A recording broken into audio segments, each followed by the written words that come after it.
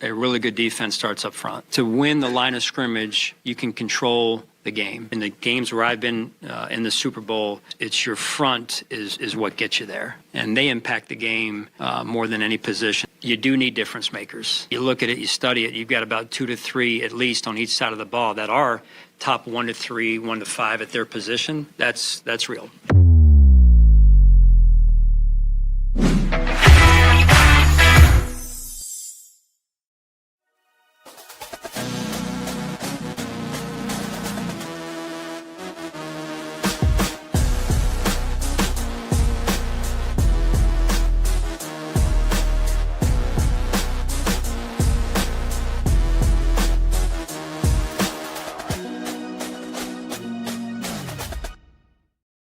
What's good, folks? Welcome to another edition of the Cover One Film Room, the show that gives you the hows and the whys behind both the good and the bad of the Buffalo Bills, powered by BetUS Sportsbook and Casino. I'm one of your two hosts, Anthony Prohaska, joined as always by Eric Turner. And Eric, we're fully in the swing of things with this offseason, free agent targets. We're doing defense in this episode. We've got offense coming up next week. Before we know it, free agency will be here. Before we know it, we'll be fully in the midst of draft evaluation and scouting. We are in the thralls of the offseason.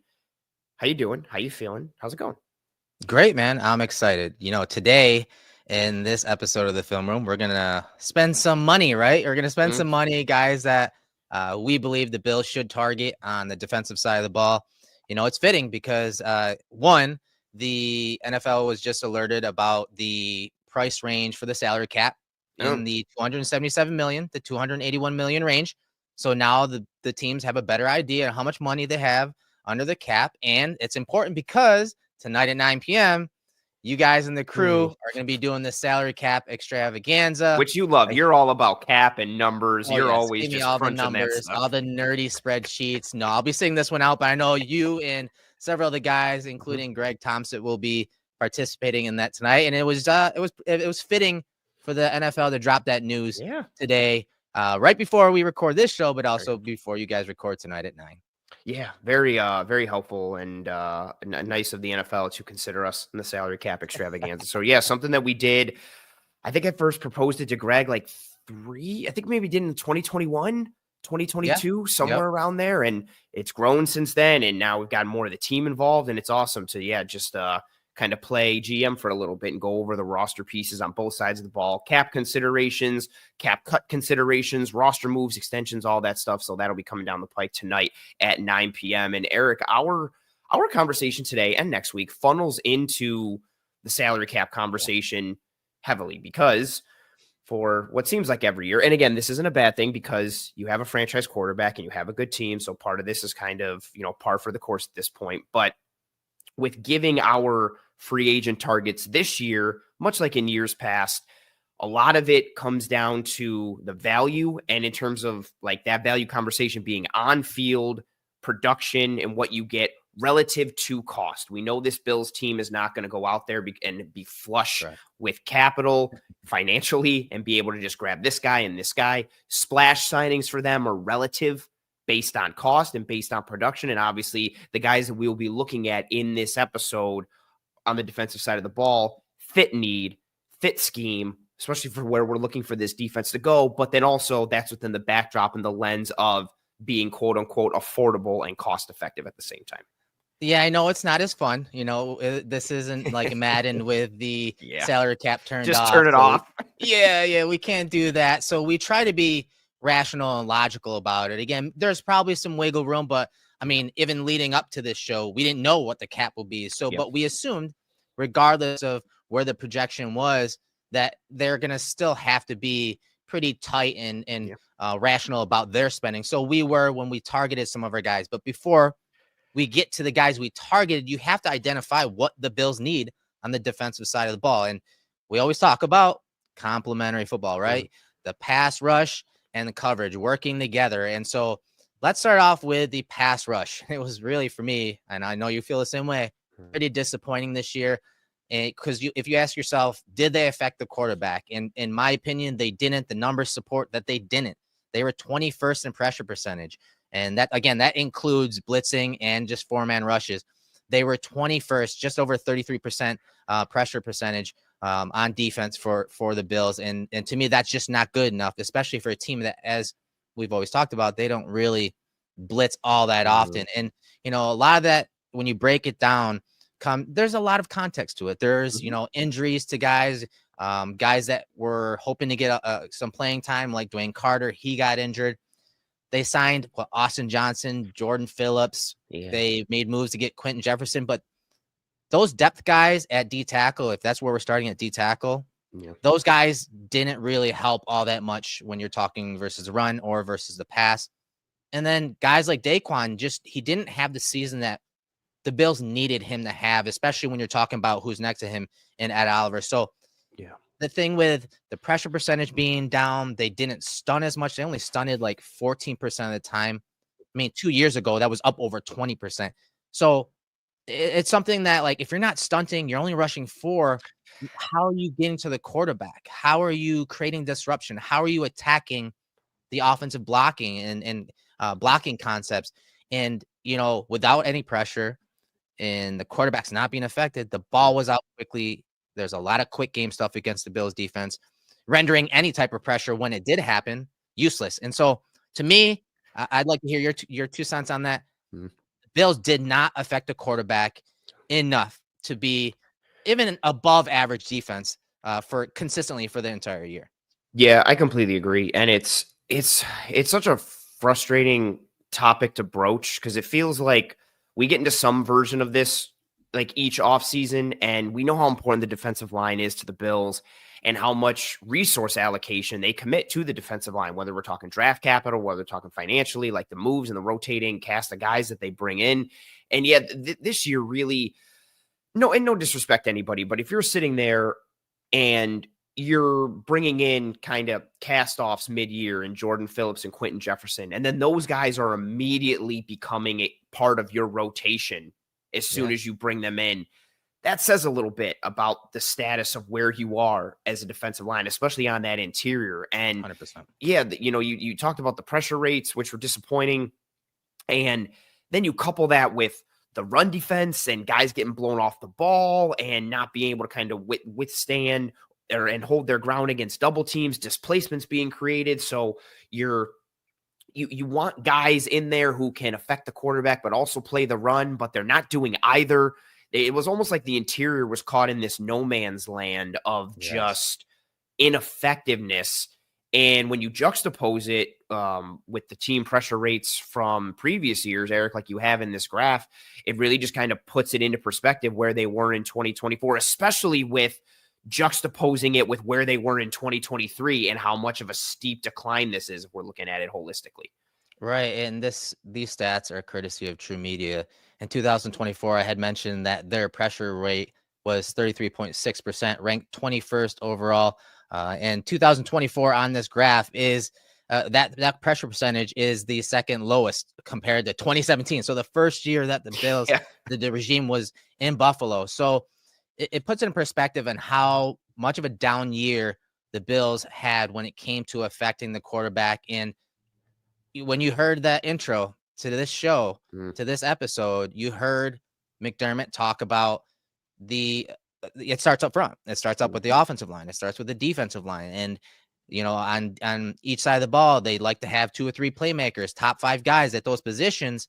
And when you look around, if we're talking defensive line, I don't think they have those guys. I think they have one defensive playmaker that you could consider an impact player, and that's Christian Benford.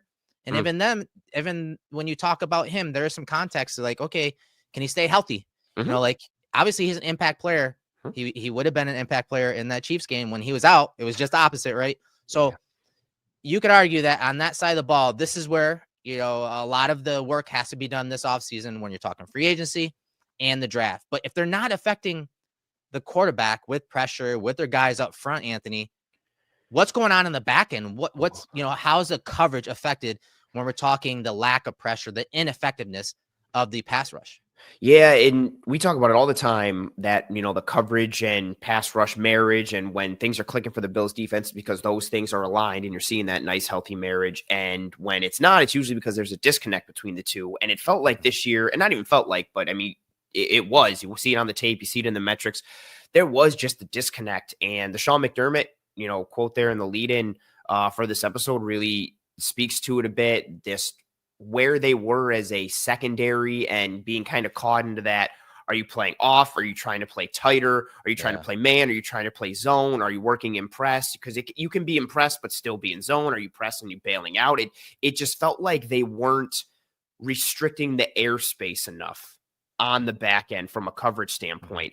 And then you're pairing that with ineffectiveness up front, which is bad enough on its own. But then when you are playing softer on the back end, you're helping to kind of create that ineffectiveness up front even further, because now even when guys do get in, the ball's able to come out quickly. And so you're almost chasing your tail in this never-ending cycle and circle of whatever the opposite of complementary football is, where like each side hurts the other. Like that's essentially like what it was. Like the uncomplimentary football, I guess, is what they were playing a lot on the defensive side of the ball, and tightening things up on the coverage side, literally like in terms of restricting the airspace, would go a long way towards potentially helping kind of that group up front. Again, vice versa, because even if you have that great group up front that's able to generate pressure, if the ball is able to come out in 2.5 seconds or 2.25 seconds, it kind of completely takes away, what the pass rush. We've seen teams do that forever, right? If you have a really good pass rush, especially with a team that rushes 4,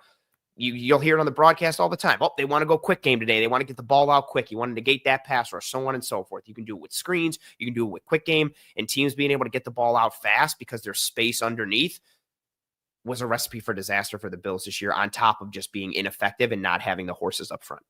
Right. And this is something that we saw firsthand in that AFC Championship game against the Chiefs. And so we're looking at some of the quick passes. That's passes that are usually like 1-step, 3-step passes out of the quarterback's hand in under 2.5 seconds. And there's a few stats I want to point out, and that's defensive pass EPA per dropback. In 2023, the Bills were ranked 8th in this department. Again, under 2.5 second throws, 0.08. They're ranked 8th overall. In 2024, they were at 26th overall at negative 0.19 EPA per dropback. It's a huge change, right, Anthony? Yeah. And again, on passes that were under 2.5 seconds in 2023, they were ranked 16th, so average, at 73.9% completion percentage against. In 2024, they were at 77.9%. That was 27th overall. And then the big thing for me, Anthony, and this kind of plays into some of the changes they made and the additions they've added to the coaching staff in Ryan Nielsen and Mike Pellegrino, and that side of the ball. The plays on the ball in the quick game suffered in 2024. They only, on passes that were out of the quarterback's hand under 2.5 seconds, they only made 18 plays on the ball, 18 pass breakups. That was 28th overall. Compare that to 2023, just a year prior. They were ranked 4th in that department, making 35 pass defenses or pass breakups. Like that to me, and we talked about the pressure a second ago, but we also talked about the secondary. Yeah. And some of this was expected because of the overhaul and the changes in personnel back there. Yeah. But in the end, and the staff as well, right? It's not just personnel, the staff as well. In the end, they were not making enough plays on the ball when the ball was out in under 2.5 seconds, which again, getting to the quarterback, you're not going to get home all that often in 2.5 seconds. The average is like closer to 3 seconds for a snap to throw. But you got to be able to make plays on the back end. And like you said, and you let off this segment, they were a little too loose, a little too soft. And for some reason weren't, clicking, closing on the ball and making plays on the ball. Yeah. And, having this conversation, I immediately thought of Rasul Douglas, somebody who we talked about earlier this offseason in terms of the CB2 conversation, what we're looking for. I think he's such a great microcosm of like this topic, because last year he's sitting there at depth and he's almost like, you can almost feel him waiting to like pounce on a hitch or something underneath. And he's driving, he's picking it off, he's breaking up the ball. This year, it was the opposite for him, like him not making plays on the ball, him not jumping and kind of anticipating making plays there. And I think that was symptomatic of the defense as a whole. It just felt like the flats were just open all the time, consistently. And like not so much the hook to curl, but curl to flat especially. It just felt like there was space there, and teams lived there. they were able to thrive in it. And it was a significant part of kind of the issues that we saw with this defense. And I am very interested to see how those things potentially change, with Nielsen and his penchant for having guys up there and playing press with the Falcons in 2023 as defensive coordinator, with the Jags in 2024 as defensive coordinator. But Pellegrino is a good one too, like his history with the Patriots. And what you were getting with the Pats, right? Yes. You're going to get a lot of single high. You're going to get a lot of man. You're going to get press. You're going to get reroutes. You're going to get collision points. You're going to get physicality.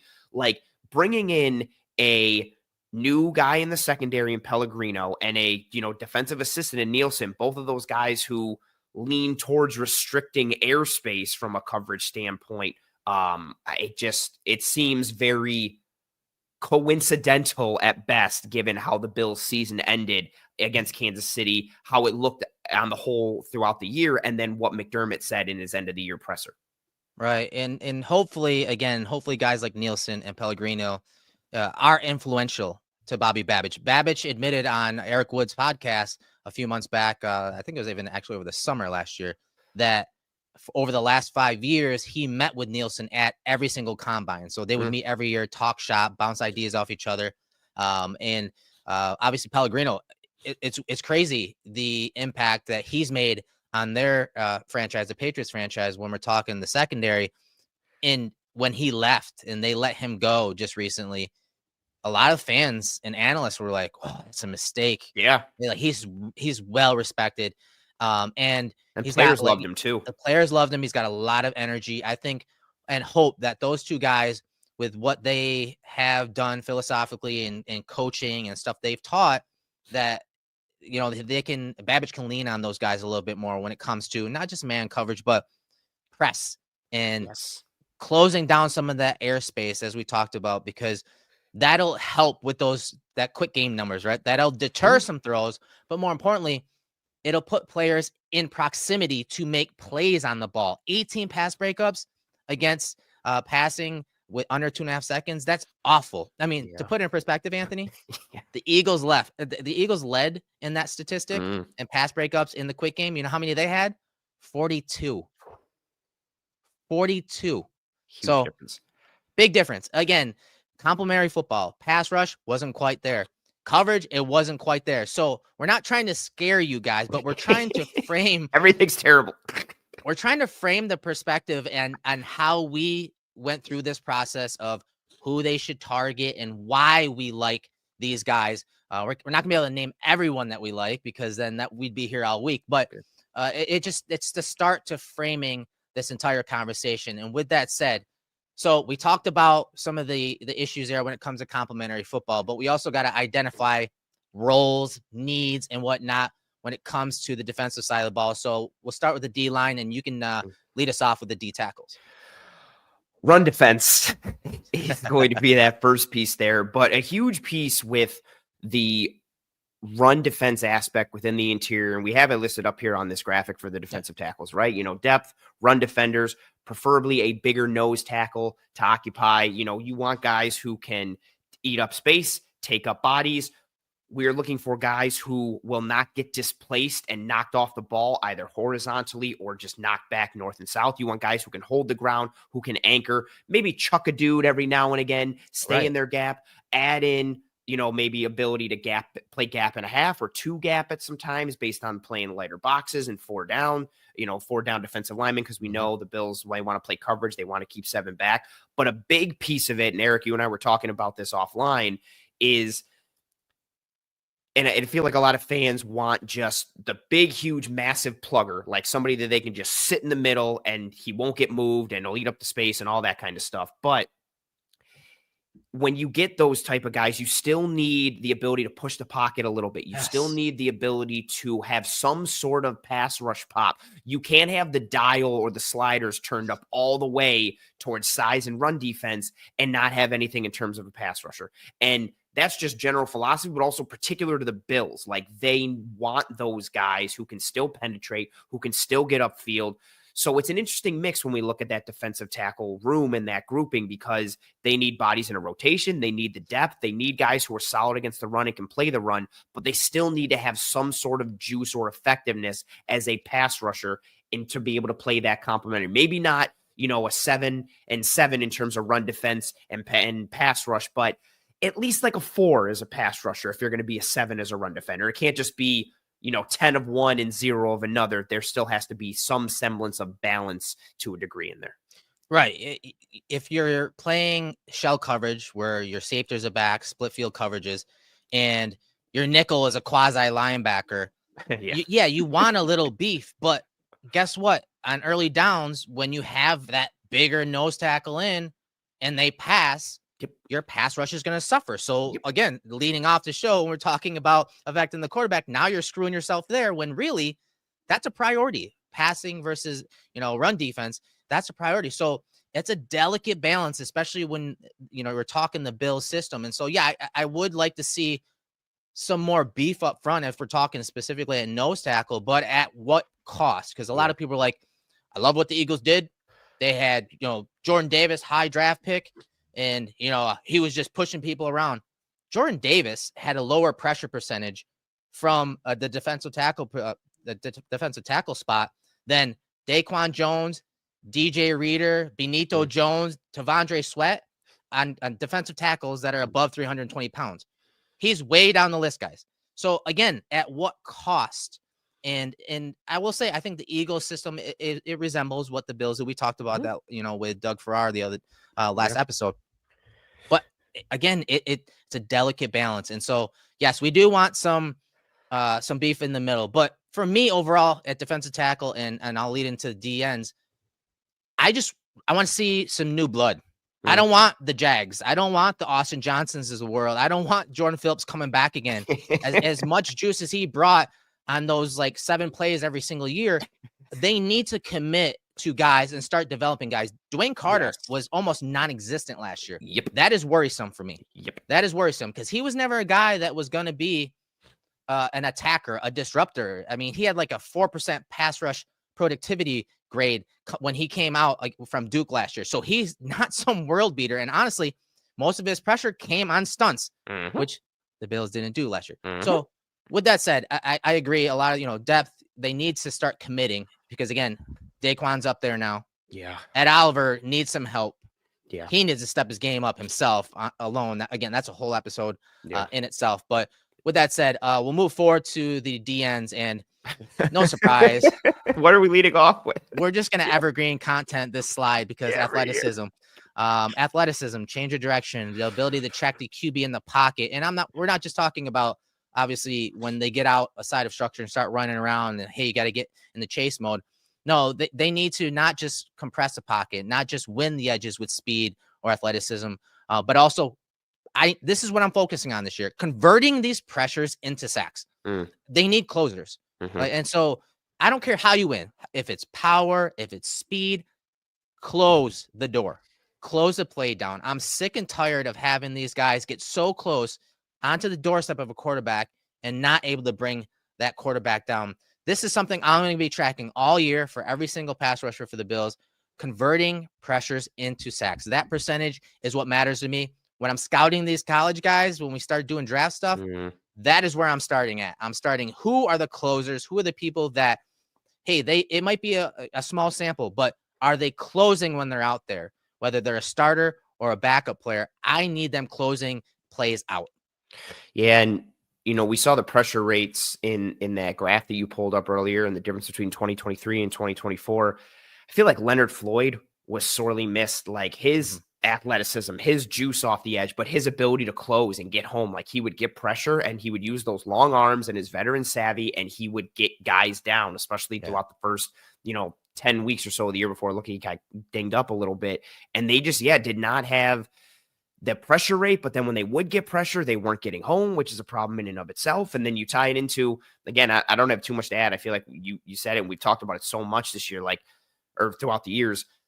Just give us some more bend, some more juice, some more athleticism. Just not everyone has to just be a pocket compressor. They got to have some more, literally what we have up here, some more athleticism, some guys who can change direction, some 3-cone drill guys who will excel a little bit at the combine, those guys who have give me some ankle flexion and some hip fluidity and those pieces, basically everything that just Von Miller was all in one package, which was athleticism, dip, bend, and a closer. That's what he was supposed to be, and he was that before he got hurt. But they need that sprinkled throughout the rest of the grouping because Greg Rousseau is not that in terms of dip, bend, and, change of direction. AJ Epinesa is not that, and he's even moved more so towards like a run defender. Like he had some good run defense stats this past year in 2024, but he and Rousseau are very much just like solid run defenders. Rousseau is elite, still improving as a pass rusher, but they need dudes. The phrase we used the past couple weeks, they need hunters. Like they need mercenaries and assassins up front across the defensive line in general, but especially that edge spot, guys who know how to get to the quarterback, guys who can get to the quarterback and then know what to do when they get there and have a track record of it. There's a lot of work that needs to be done at DN and D tackle. In my opinion, it's the biggest priority this offseason because of how often the Bills only rush 4, and because how often the Bills use light boxes to defend the run and use a nickel as a quasi linebacker. The D line needs to improve. We're looking at some of the PRP numbers from PFF on the screen. Von Miller, great year, but again, he's a situational pass rusher at this point. He was a third down pass rusher, had some nice early down run stops here and there, but Epinesa is probably the biggest disappointment aside from the rookie Dwayne Carter because Epinesa at his 3.7 PRP rate in 2024, that was a major drop off. Yeah. And a lot of that had to do was because he was now a base starter, starting DN. And so he had to play a lot more early downs. And that affected him when it came to creating that havoc and some of those splash plays. And so again, they need to inject some new blood into the DNs, into the D tackles. And again, we outlined what we're looking for, and that's going to come up when we get to the actual filming and targets for us later on. But it's something that needs to be done. It needs to be done now because it's time. They need those closers. They need to affect the quarterback. They need to bring the quarterback down. With that said, let's jump to the secondary real quick. Not as much of a conversation with cornerbacks and safeties because I feel like the priority is the D line, and you'll see that in the film. But what other things for cornerbacks? What are you looking for when it comes to the personnel, when it comes to the scheme? What are you looking for in the cornerbacks that you targeted later in the episode? Another graphic we have up here to kind of put things into perspective again. The biggest for me, athleticism and then those man mirror abilities. I would like more juice in the secondary as a whole. And I think they'll get that this year with, Cole Bishop potentially being a starter. Christian Benford is fantastic, but isn't some juiced up athlete. Taylor Rapp is more enforcer than he is juiced up athlete. And then if we go back to what the secondary was in 2024, from not including Taron Johnson, who's an all-pro and is awesome, but Rasul Douglas, Christian Benford, DeMar Hamlin, Taylor Rapp, not exactly a group that is filled with, man mirror, man coverage abilities, athleticism, juice, foot speed, all that kind of stuff. So I would like more of a man coverage skill set, not necessarily, I want to make sure to put this out there, not necessarily to the degree of Kyrie Elam, where it was all traits and this one siloed thing. And I understood why, the traits were sexy, the frame and size and the man coverage ability and their belief that, okay, we can coach this guy up in the areas that we need him to. So maybe not skewed that far in that direction. I would still like some schematic compatibility already existing in this person, whether it's a draft pick or a free agent, like we're going to talk about as we go forward here. But yeah, more athleticism, more man coverage ability, and then tackling obviously a plus. And if they're good in press coverage as well, or comfortable in press, it could be a true press, it could be a soft shoe where you're mirroring, it could be press and bail. Just guys who are comfortable getting up into the kitchen of wide receivers, restricting that airspace, and they're comfortable getting into a pedal or that 3/4 turn, aren't afraid to kind of let guys get behind them a little bit. Don't let guys into their blind spot, and just all about restricting airspace and doing it with physicality and some juice as well. As we let off, again, restricting that airspace, especially early in the route stem when that quick game is happening. You can see some of the numbers, man percentage for the Bills cornerbacks last year. And Taron Johnson struggled, man. He struggled, allowing 18.5 yards per reception in man coverage last year. Rasul Douglas, 15.1 yards per reception in man coverage. So hopefully, again, Nielsen and Pellegrino help when it comes to the technique and all that, and helping Adai, the DB coach there, with that. And so hopefully, the philosophy of Nielsen of nothing cheap and nothing deep does help in that regard when it comes to playing man coverage. And I'm with you, man. I think you just need to restrict that airspace a little more when it comes to the secondary. As far as safeties go, man, it's probably the position that we're not going to focus too much on in this episode. Obviously, you have to be smart. If you're playing for McDermott and whoever's the DC of the Bills, you got to be smart and be able to process plays. That's the main reason Taylor Rapp is such a good player in this scheme. It's from the shoulders up. We're going to see a little more versatility and speed with Bishop being in there. I think he'll play a little faster even this year. Once he competes, we hope that he's a starter, but again, you never know. And the thing, if they were going to tweak their philosophy a little bit, I would think they would need to find someone that could play post safety with the speed that a post safety, because post safeties, single high cover safeties, have a certain speed that they play with. And I'm talking physically, not just from the shoulders up. Yeah.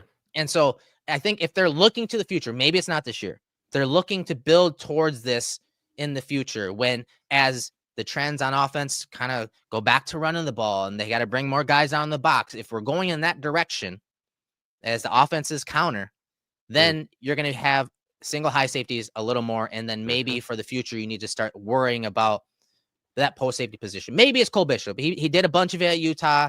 Don't get me wrong, but we like him closer to the line of scrimmage and matching up with tight ends and running backs in that way. So just your quick thoughts on the safety position. If there is something to some meat on the bone, what direction do you think they could go? I spoke about this last night on Disguise coverage for a bit, and I like Cole Bishop as a player, and I like Taylor Rapp as a player, but them together as a tandem, like kind of butts heads a little bit for me. And a lot of it is because of the post safety piece, like you talked about, right? Like you mentioned it already. Cole Bishop excels more the more he is in and around the box and around that line of scrimmage with his skill set, his size, his frame, and how he plays the game, right? But if you're going to do that, if you're the Bills, that means Taylor Rapp is your post safety, and he's solid from the neck up, but he doesn't really have the foot speed and the athleticism to be a post safety. And then if you want to flip it and have Cole Bishop be the post safety, he's got the physical tools, but maybe doesn't necessarily have it from the neck up right now. Right. Then that also means Taylor Rapp is that guy in and around the box, which is cool from a physicality standpoint, but he doesn't have the man coverage chops and the athleticism to handle certain tight ends or slots or running backs. So I feel like there's some kind of overlap and redundancy between the two of them in almost like a weird way that I don't hate. I just don't holistically love it. And I'm completely on board with, the football IQ, processing speed, versatility. I think that needs to be more present in the group, and all of that kind of funnels into the post safety aspect for me. And I know we've moved towards a league and a team. Again, the Bills are at the forefront of this, where you don't really have a free and you don't really have a strong. Yeah. I would like some injection of more of a free safety player role into this team. And it starts with that post safety piece, having the processing and the mental ability, but just also coupling that with the foot speed and the athleticism to be able to get sideline, or from, the hash to the numbers, or from the center of the field to the sideline or the numbers, that ability, taking good angles, having the physicality to do it on top of it. That's my biggest area of concern when even just looking at Bishop and Rapp, because of kind of how they butt heads a little bit in the roles. And if you're moving one guy in the other area, where are you vulnerable in the other, with who's in and around the box, who's in the post, all that kind of stuff. Eric, any other thoughts on that before we start to move on to our next segment and then really get into the weeds? No, I'm excited, man. I'm ready to get to the film. For you listeners, we're going to be transitioning into the film here in a couple minutes, but hang out with us still. It's going to be a great episode. Absolutely. And before we really start to get into the weeds here, wanted to bring up this graphic from our friends at BetUS. Really quality graphic, I want to say, before we start to have the discussion. Very clean, fun, a lot going on, but in a clean and organized way. Pretty simple and straightforward. Question of who will be the 2025 NFL MVP. For those who don't know, Buffalo Bills quarterback Josh Allen won the MVP in 2024. Eric, do you think he has a chance to do it again in 2025? Do you think he will? Do you think someone else who's up on this graphic will, or maybe somebody who's not? For those who are listening, our audio listeners, on this graphic, we've got Lamar Jackson, Jaden Daniels, Dak Prescott, Josh Allen, Kyler Murray, Saquon Barkley, Jalen Hurts, Joe Burrow, Pat Mahomes, and Jamar Chase wide receiver up there. So what are your thoughts here, Eric, on the 2025 NFL MVP?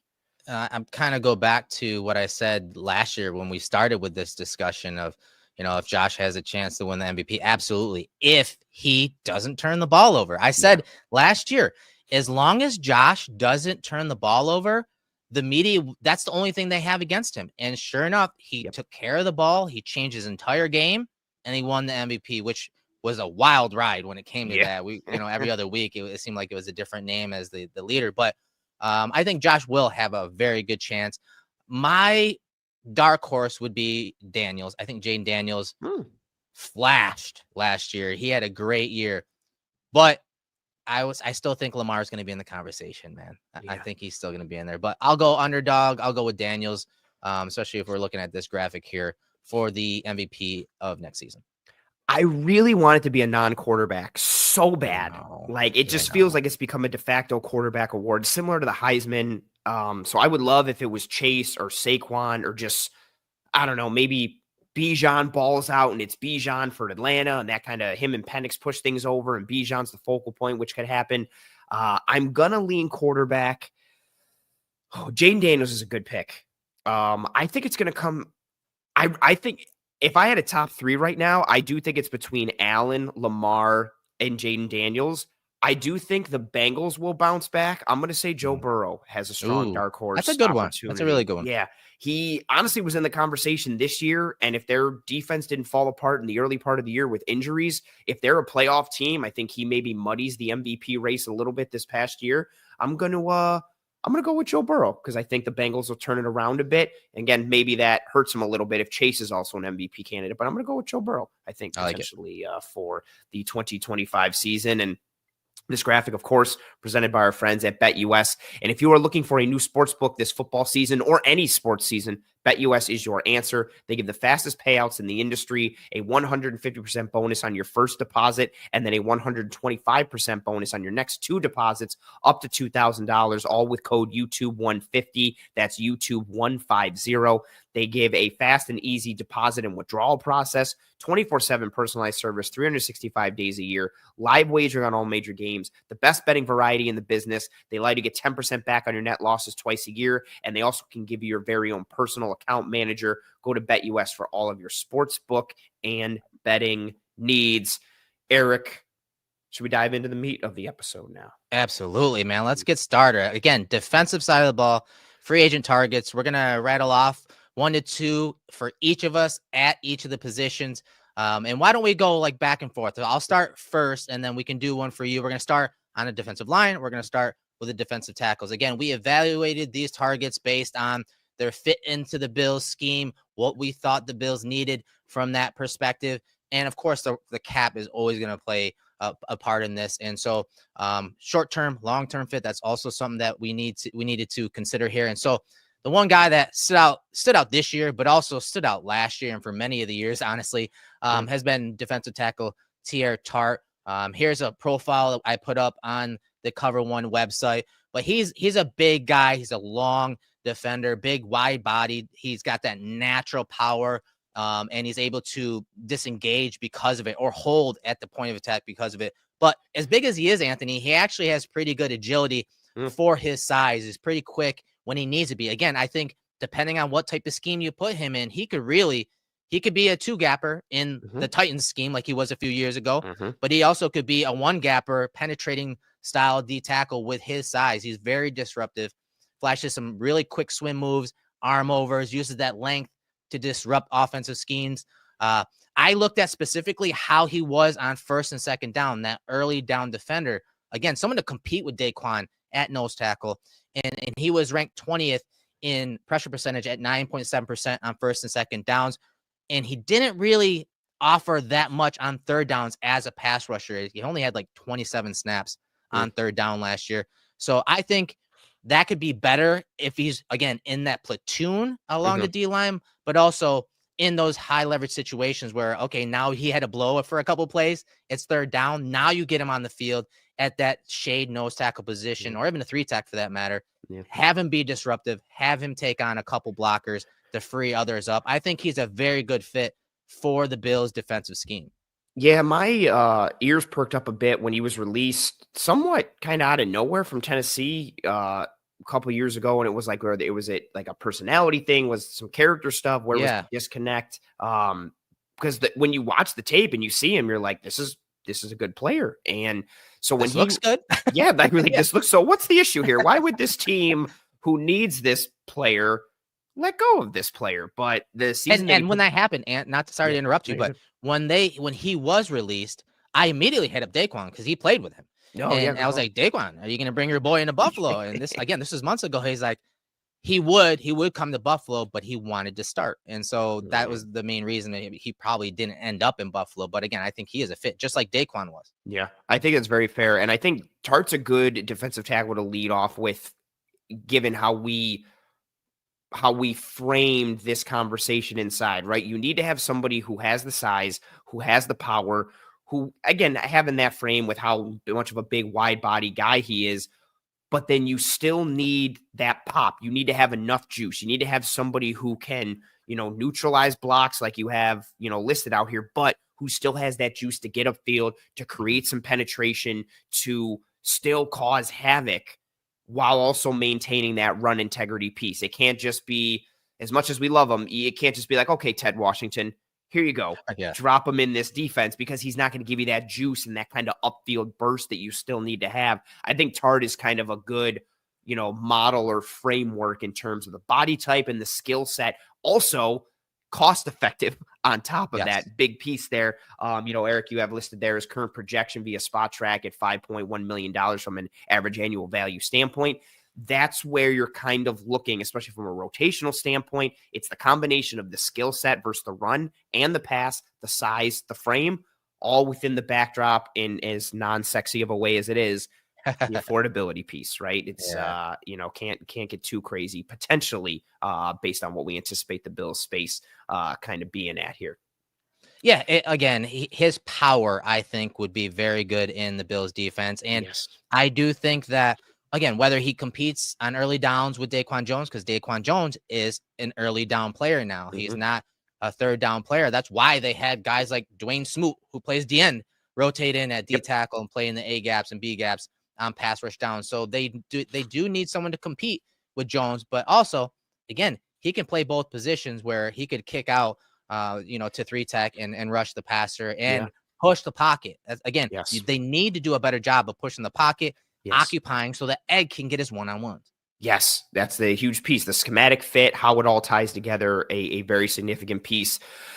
My first one, I'm going to go with DJ Jones. Eric, you were super early. I think this was one of your first free agent profiles. He was it, that you yeah. did. Yeah. Just somebody who we gushed about, and really several guys on that Denver defense when we previewed the Bills versus Broncos wild card round. And he's going to be a little more expensive from an average annual value standpoint. I think Spot Track has him pegged at around 10 million average annual value. We have Greg's analysis there saying that he'd be fully on board at 2 years, 15 million, which is a 7.5 million average annual value. I think he's going to get somewhere between like 8.5, 9. And to be honest, I would pay him that. And I think he for me is the quote unquote splash level signing. Agreed. Based on what I think he would cost and the role that he would fill. It's his violence and juice inside. I do think he's more athletic than he gets credit for, but the lean and the leverage that he plays with, and then he ticks so many of the run defense boxes. He's able to hold his ground and anchor versus the run. He can limit displacement versus double teams, but also win against them. You're seeing in a lot of these clips that ability to drop the knee, reduce his surface area, split double teams while also not getting pushed off the ball. A lot of it too in these clips, you're seeing the good hand usage, both in terms of placement and pop within those hands. And then he's pairing that hand usage with, and Eric, you have this as his signature trait. Yeah. He pairs that good hand usage with play recognition and diagnosis to disrupt blocking. That play right schemes and there, shed block. Yeah, go ahead. Yeah, like right here. So look at he's reading the guard and the tackle on this play, and then as I let it roll, look where his helmet goes. Boom! He sees a combination block, and 74, the left tackle is coming from right to left on the screen. He knows that's the guy he needs to play into, and he needs to beat because the next guy, the guard, is scooping to the next level. So if he beats that tackle, he can make a play on the ball, and he does. That recognition right there, that ability to key and diagnose the run and run blocking and shedding those blocks, man. It's so pretty to watch. It's poetry in motion.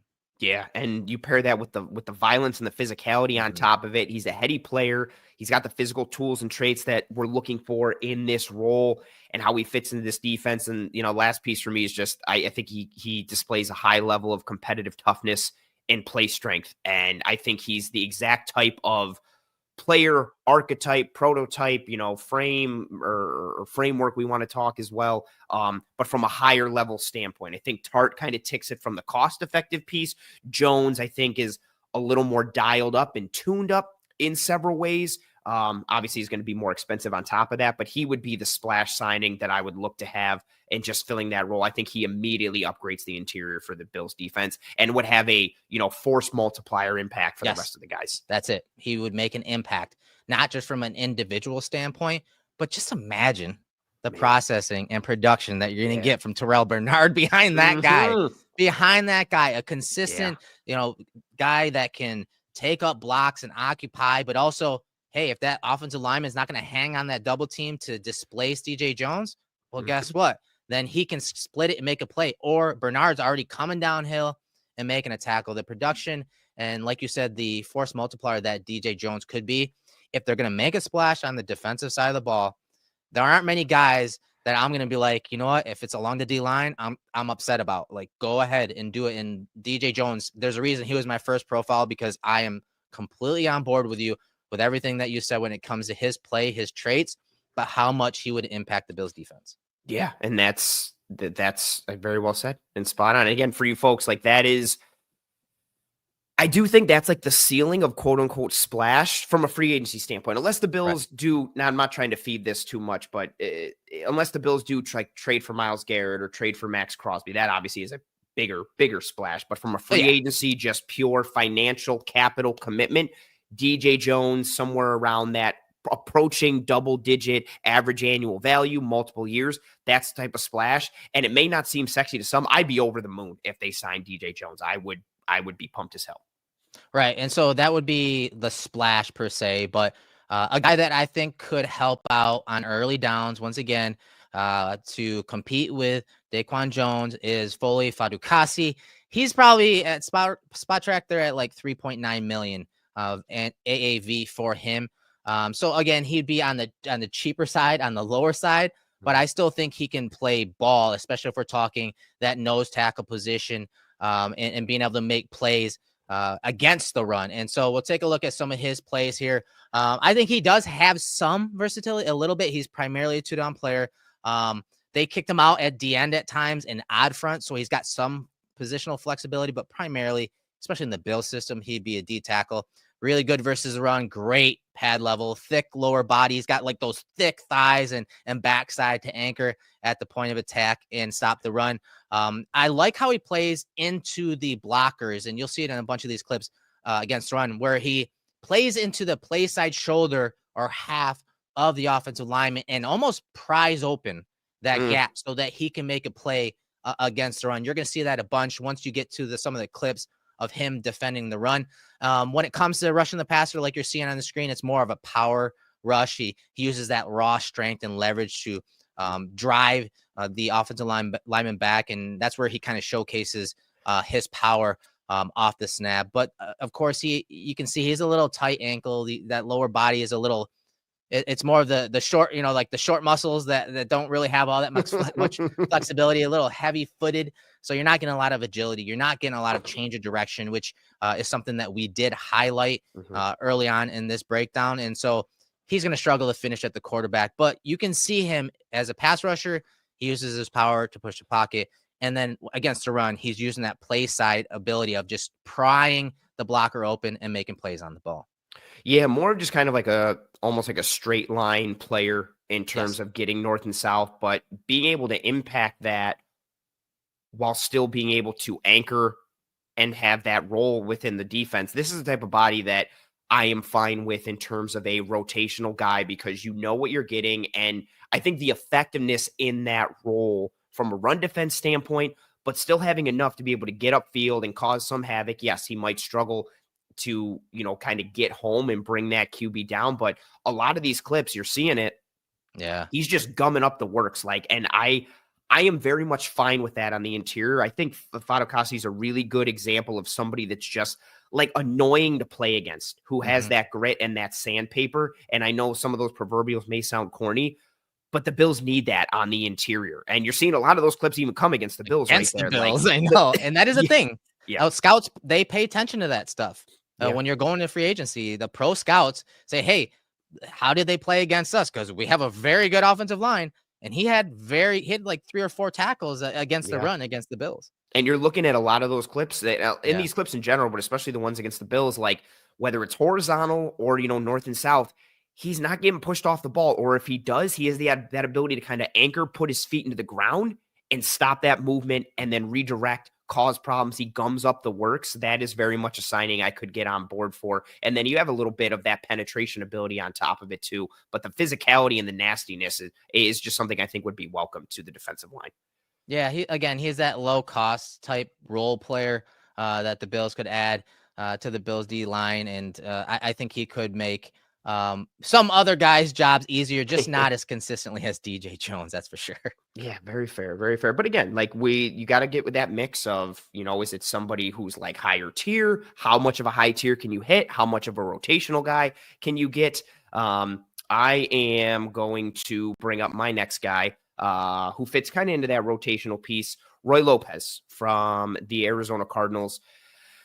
He is projected by Spot Track 3.5 average annual value. I think he's probably somewhere between 3 and 4. Maybe you could get him for like 2.75. A lot of the work that he's doing within that Cardinals defense, you're getting some, one tech stuff. A lot of it is kind of true nose tackle, odd front stuff, but everything for him that I really like and that I'm a fan of is just what he offers from his play style and his skill set. So he is a plugger, but he has good hand usage and leverage to keep himself clean and discard blockers. He's got some meanness, some nastiness to it. He will chuck guys to the ground and bury them. He does not get displaced horizontally or vertically versus double teams, along with holding his ground with lean and leverage. Big thing for me, similar to DJ Jones, he's very good at recognizing blocking schemes, whether it's guys trying to cross his face, whether it's pullers, doubles, down blocks. If he sees somebody flat, and then in addition to being a plugger, I do think he has enough burst and juice on the snap to be effective enough getting upfield. He's got enough lateral explosion to go from A gap to A gap. He can also make some plays laterally versus zone or on tunnel screens. He will have minimal pass rush pop. Push pull is his go-to, and he can also work in some shake with a rip move on top of that as well. Overall, again, I just think he's the type of guy from a financially sound type of view, affordability. But then again, we'll just overall keep second level defenders clean by occupying blockers and disrupting flow. He can one gap, he can play gap and a half, he can play 2 gap. I just think he's that physical plugger, rotational body that will be cost effective, but can do in a rotational capacity. Right, and he definitely is the type of guy that looks like a traditional nose tackle, especially if you're talking like an odd front, zero technique, head up over the center type guy. He's got 268 snaps in the line. Tuttle, Dexter Lawrence, and John Jenkins, just ahead of DJ Reader. And so he is the middle of that defense in Arizona. And it's interesting because, like, when you look at him, he looks massive. Yes. Like, I'm talking like 330 pounds. He honestly isn't, though. He's on the lighter side, but he plays with a wide base. And yeah, maybe he doesn't drop his knee often, but he still has the power and pad level to anchor versus blockers and combination blocks. He plays, see that wide stance, man. That's that almost like the Steelers defensive coordinator years ago, Dick LeBeau. That's how they would teach their stance, where it's just wide. like Casey Hampton style, just like wide. Casey Hampton, stay rooted on the defensive side of the ball here. Keep your legs in the ground. Like, they play with wide base here. And it's something you see with him a lot. And I think that's what helps him anchor versus opposing blockers. Yeah, that's very well said. And I just think the combination of affordability and the cost effectiveness, but seeing him, have those one tech reps and he will get some penetration on him. He'll still play the run. I think he's somebody that could fit in this style and or fit stylistically into the Bills defense and fit that need. He's going to gum up the works. He's hard to play against, but can still do enough from a pass rush perspective, even though he's dialed more towards the run. Right. And so there's a couple options at D tackle, right? And again, there's a lot of D tackles out there, but my idea behind this whole exercise for the D tackles was find your role players. That's why I focused on nose tackles, guys that can compete at nose tackle, because find your role players, go get your guys, your dudes, your dogs in the draft and early in the draft. That is my thought process behind this when it came to D tackle. Get those role players in free agency and then go get your dogs in the draft. Yeah, I think that's fair. And it also kind of goes along with our idea of they need to start to get some new blood and ones that they can commit to. And if they can identify that in the draft and you have guys that are under cost control for 4, maybe 5 years, if you get a guy in the first round and you have that option that you pick up, they need to, in addition to be able to kind of fixing this group up front for 2025, they also need to just not have to do this dance every offseason where it feels like they have to retool the defensive line. And okay, we've only got 2 or 3 guys under contract across the entire defensive line. Time to bring in a new group. Like, no, they need to be able to have some consistency and some solidarity and sustainability up there.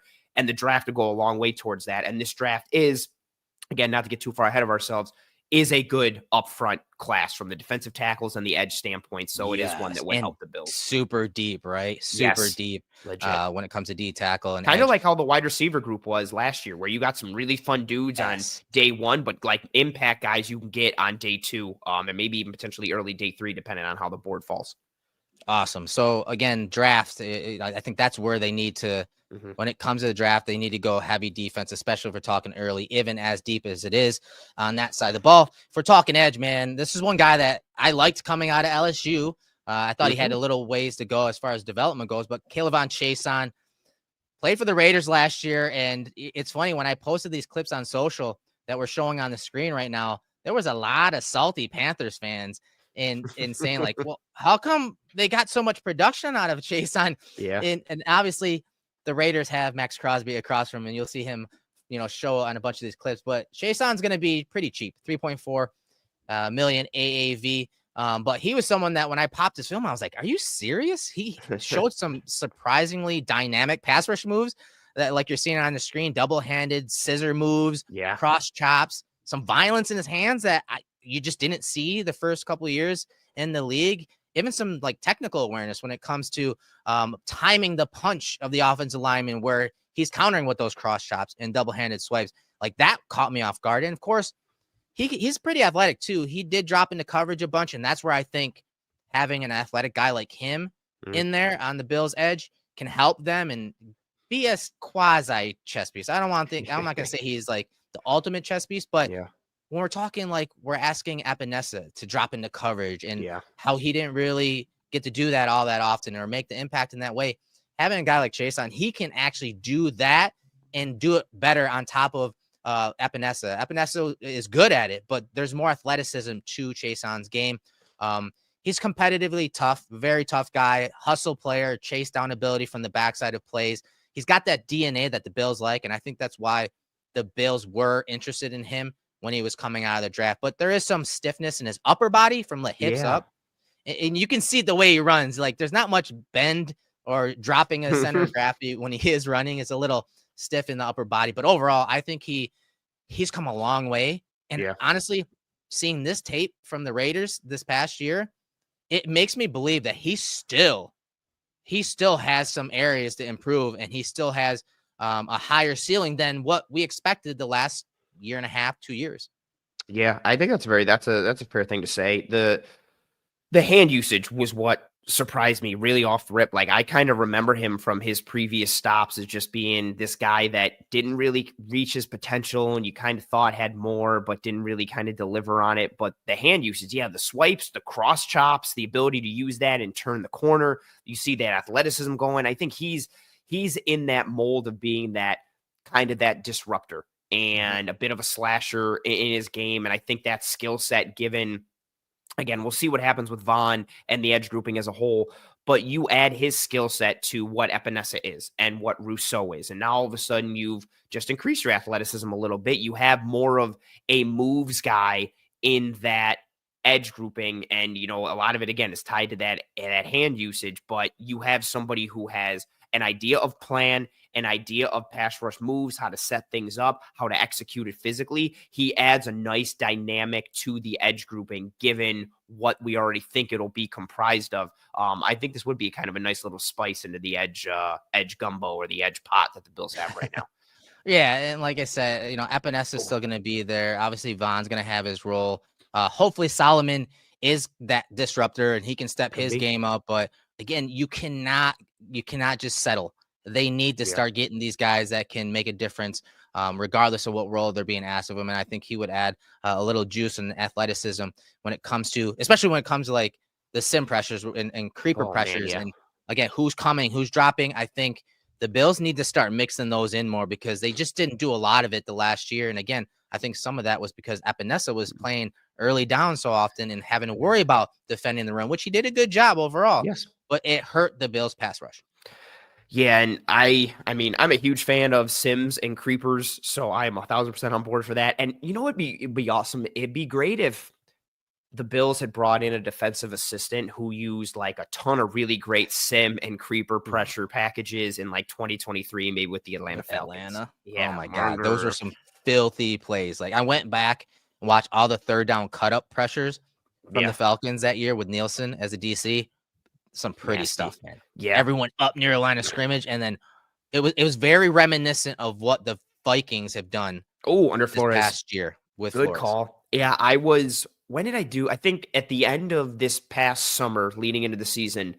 I don't know why, but I watched like 6 games of Jesse Bates just because I like Jesse Bates, and by doing that, I saw a ton of Falcons tape from 2023, and and it was like exactly like you said, like tons of bodies at the line. You don't know who's dropping and who's rushing. And Nielsen doing it without having horses up front for Atlanta is what was really exciting. And the Bills may not have, the horses that we want them to have, but they have better horses than Atlanta did in 2023. And so, nice little fun piece. And how Chason could fit into that, I think is a cool one.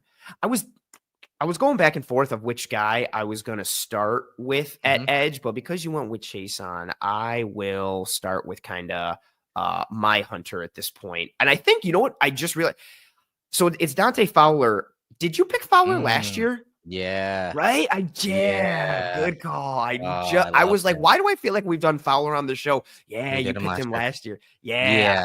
And I watched his film earlier in this process this year too, and not much has changed. I think he's lost a little bit, but when it came to the quick pressure, because that's why I liked him last year. He was one of the quickest guys. I think he was top 5 or 6 when it came to snap to pressure, and he still has got that. And I just love how he moves. He's very fluid. Yeah, he plays like a power forward playing like basketball, and just the type of slasher that he is. Kind of roll the tape here as we go into some pieces for him. From a metric standpoint, out of 122 qualifying edges in 2024, he was 16th in pass rush productivity. He was tied for 12th in sacks with 10.5, tied for 38th in total pressures. Overall, his game, we talked about it a little, juice and athleticism. He's a slasher. He wins with his juice and athleticism and his hands. He's not a pocket compressor, which is a bit of an outlier, again, for this edge grouping, but it is needed. In a good way. Yes, in a good way. He can get a bit over-aggressive at times, particularly versus the run, and it may put himself out of position, but that slashing ability more often than not helps him and the defense win reps. He's good with those BCR responsibilities, the boot, the counter, the reverse, his ability to read mesh points. He can display that surf technique. He's got athleticism to close down on mobile QBs in space. The first play in this was against Lamar doing that. I like that he can rush from either side. He's very comfortable in that regard. He's effective on stunts and slants. He's crafty as both the spiker and the looper. He has good situational awareness and play recognition. You'll see several of these clips, it's third downs and it's fourth downs, and he is recognizing the situation or the motion or the QB's cadence, and he's using that to disrupt and cause havoc and make a play. He'll also recognize some blocking combinations and some tandem stuff there to kind of make a play and turn the tide a little bit overall.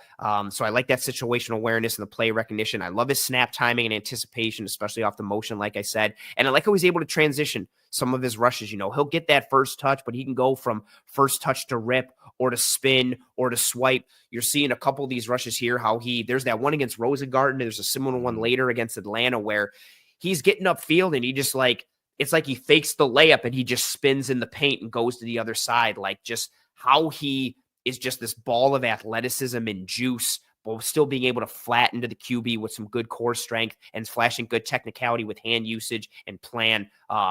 He's the ideal kind of mercenary for me at that edge spot, knows how to get to the QB, is going to play the run, and just slashes and adds from the juice, athleticism, and move standpoint. Yeah, I obviously I still like him. I do think he lost a little, but he's got that predatory mentality, right? We talked about disruptors. We wanted pterodactyls. We want everyone attacking downhill. Like and Fowler does have that mentality. Last year his time to pressure was 2.3 seconds. This year was 2.5. But I think the reason he went with Dan Quinn to Washington because of the type of defense that Quinn plays. It's very reminiscent of the Bills when it comes to the even front, but I think he has that attack mentality, and his change of direction is still really good. You see him when he's rushing, he is only thing he's worried about is beating the guy in front of him, and he'll use whatever it takes to beat him. He doesn't use the same move often, has an array of pass rush moves, but he also has that change of direction and agility where he like if the tackle oversets out wide, he'll immediately stop on a dime, cut back inside. Like he thinks on his feet, and that's what I like about Fowler. I think he'd be a great situational pass rusher for the Bills. Yeah, this one for me is again similar to kind of like the Leonard Floyd signing a couple years ago. Someone who's tried and true, you know what you're going to get. They add that veteran professional mentality and approach to the game. And again, effectiveness. I think they need more known quantities on the defensive line as a whole, and getting somebody who's this proven, again, to your point, has, lost a little bit of a step, but still very effective and would be a welcomed addition. I'm a big fan of Fowler and my other guy, and Michael Hoyt, who you have brought up now. I didn't want to double dip too much and get as many dudes. I love, from just the versatility alone, I was very excited for that you picked Hoyt. I like this a lot. Yeah, and this is a guy, he's a little up there in age, and he was a late bloomer, but if we're talking versatility, if we're talking a chess piece, this guy is the chess piece. He's up over 6'4", over 300 pounds, edge guy, can play in a 2 or 3 point stance, off the edge, off the ball, at D tackle. He's got a little bit of everything, and he's super athletic as I let the film roll here. But I picked this guy because I'm thinking about what the Bills can do to switch things up, to still rush 4, but to add some creativity to their pass rush and their defensive scheme. And Hoyt reminds me of Lorenzo Alexander. Like, get a guy like Hoyt. When Zoe was in the Bills scheme early on, the Bills had to get creative with him. And I thought that's when they were at their best, because they did a lot of 3-3-5 stuff where Zoe could be dropping, he could be rushing. Him and Kyle Williams on stunts were filthy. And so I think that type of creativity is needed in the Bills scheme. I think Hoyt could bring that because of his size, his athleticism.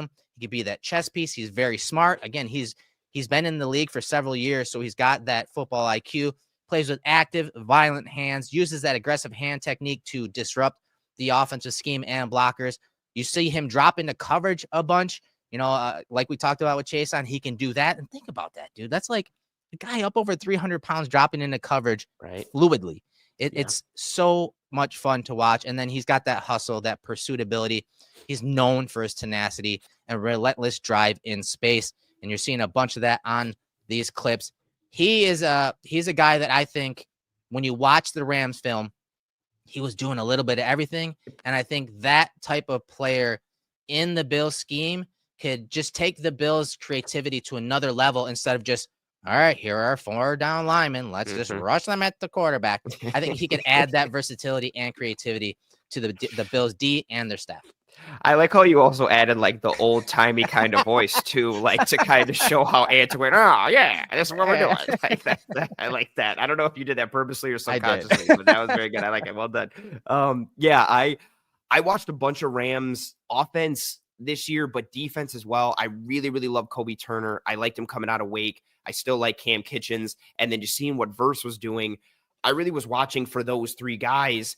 And throughout the year, just regularly, even before we got to the offseason, I watched probably between 6 and 8 Rams games on all 22 defensively, and I just kept seeing 97 flash all the time. And your cut up here is perfect because he was flashing like all over. Like 1 minute he'd be on the edge, and I'd be like, oh, okay.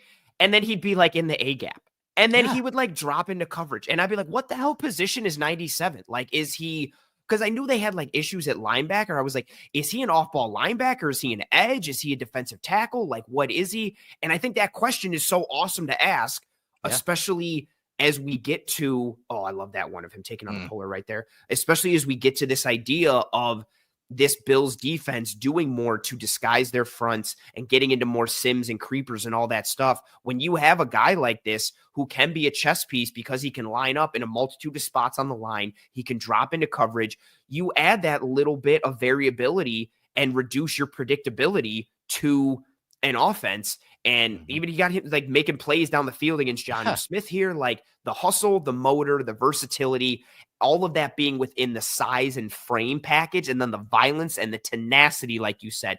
He's just a dude that if you're watching anything on the Rams, even if you're not watching for him, every game he's making, it feels like 1 to 3 flashes where you're like, who the hell was that? And yeah, I really like Hoyt. Yeah, and to wrap it up, I mean, he's 27 years old, just over 27. He had 30 total pressures last year, 2023, 43 total pressures. He had 32 tackles in 2024, 47 the year before. He's just everywhere, man. 24 stops in 2024, 30 stops in 2023. He is a stat box filler. And again, I think he would force this staff to go back to being creative. And it sounds terrible to say that about the staff, but I think they need to add some things to this defense to keep the offense guessing, because again, whether it's the offense off coverage or it's, hey, they're just rushing 4 or hey, the linebackers are out, so they can't rush Milano, because he's out of the lineup and Bernard's out of the lineup. Like, they need to do some things to if you watch that Rams defense, they are so creative with how they used him. And there are multiple guys across the league like that. I mean, there's not even an average annual value for Hoyt right now. I don't know what it's going to cost, but I tell you what, he's the type of guy you want on your defense. And he's, aside from DJ Reader, he's probably number 2 when it comes to defensive side of the ball, on guys I would love for them to take a shot on, because I think he could make an impact in a multitude of ways. I second that notion completely. I really love Hoyt. He actually might. He's close to Fowler for me. Jones is my number 1 as well, and then it'd be between Hoyt and Fowler for my 2. But I really like Hoyt. That's very fair. Also, I don't think I mentioned for Fowler, projected around 5.2 average annual value from Spot Track. I think he'll come in maybe a bit lower than that if the Bills could get him at like 4.5, 2.5, somewhere in that range. That would be a really nice, obviously, cost-effective ad for them as well.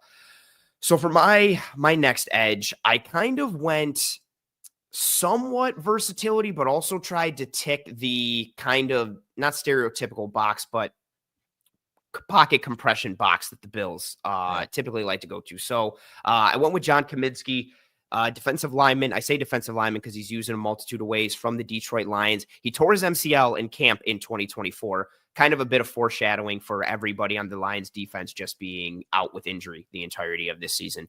So he missed all of 2024, but in 2023, that's the tape that we're going to be looking at here, just with what he was able to do. I really liked it for a multitude of ways. He'll kick inside on known passing situations and on known passing downs, and he is just pure pocket compression and speed to power. And a lot of these, you're going to see him load up and drive interior offensive linemen back. You'll see him line up in like a wide interior alignment. You'll see him line up at nose and a 0 right over the center. You'll see him line up in a 4 or a 4-eye or a 5 or line up out wide as well. He's got a good get off. He had a 0.97 get off in 2023. That was very similar to Danielle Hunter, Matabike, Kenny Clark, Christian Wilkins. His moves, not a big moves guy. It's really push, pull, push to rip, long arm. Again, everything speed to power, compression, really good motor, relentless, good hand usage, pop and placement.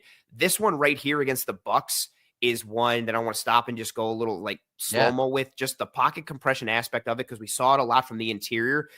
This one, just with him lining up out wide, and you see leans, gets that get off, and just how he drives Gadecki just back immediately right into Baker's lap. That's the type of play style that he has and that he plays with. Against the run, he uses his hands to establish first touch and then works to extend while reading the running back's track. He will shock and or stack and shed. Not a ton of dip, not a ton of bend. A good athlete. One of those plays he's, he's got a good surf technique and he's crashing down on fields and making the play and the stop there. Shouldn't be too cost heavy. Average annual value, I think, will come in somewhere around 2.25 to 2.75 million. What I really just like him for is if he's going to be an edge rotation guy, he's going to set the edge against the run. He can compress the pocket, but then you can use him as a bit of a chess piece on third down, a little bit of the Dwayne Smoot type of role, kicking him inside, letting him work against guards, centers. He's good from a lateral explosion ability. I just think he adds that nastiness and tenacity as a run defender and as an edge, but also somebody that they can kick inside and add some flexibility and versatility in known passing downs and situations.